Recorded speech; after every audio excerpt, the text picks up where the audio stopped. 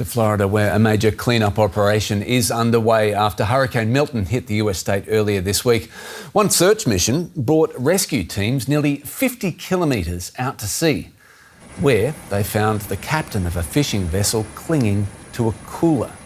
As the storm approached, contact with the vessel was lost. He was located the next day after surviving what the US coastguard said was a nightmare scenario. Now, more than 5 million people were urged to leave their homes before Milton hit the state. Many have been coming back to assess the damage. DW's Stephen Simons met some of them. The big return is in full swing now. Floridians from the Tampa Bay area who had evacuated just a few days ago are rushing back, eager to learn what Hurricane Milton did to their homes and properties.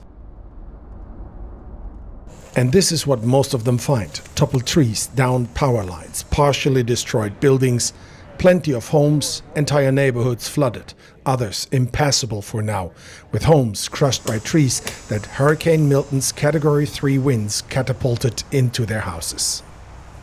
East Tampa, old neighborhoods from the 50s and 60s, hard-working regular people live here, the so-called average Joes. This is Nolan Monroe and his 2 sons. I ain't never seen nothing this bad. It's bad? Bad, it's bad. It's worst I've ever seen in 40 years. Nolan sends us down the street to the bottom of his neighborhood. Houses are close to the river there. They had it even worse, he adds, as we leave. We meet Heather. She just arrived back at her house after evacuating a couple of days before Milton made landfall.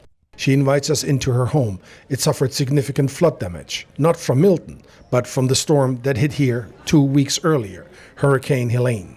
And everything is a goner, yeah? Yes. Saying? Yes. And my coverage was not good for any of my contents in the house that had to be thrown out. A lot of stuff has already been Yeah, of course, yes. Across from her, a property owned by an elderly couple. A total loss, Heather thinks. But local, state or federal officials nor any insurance representatives have shown up yet to confirm that. We leave for the East Tampa River Grove neighborhood. It got hit badly by Hurricane Milton. A similar picture: crushed houses and cars. The whole neighborhood is without power since Wednesday. Everybody here is waiting for anybody to show up and help, at least with restoring power as soon as possible.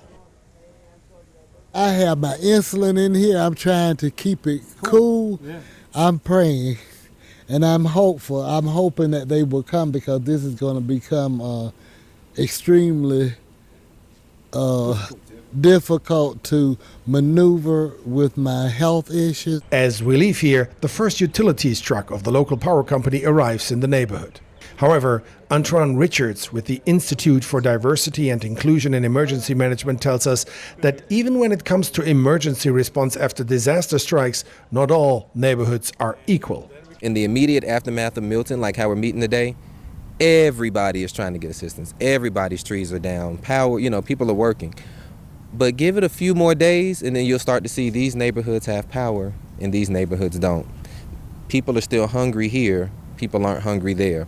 With at least more than 1.5 million people in Florida still without power, most face equal challenges.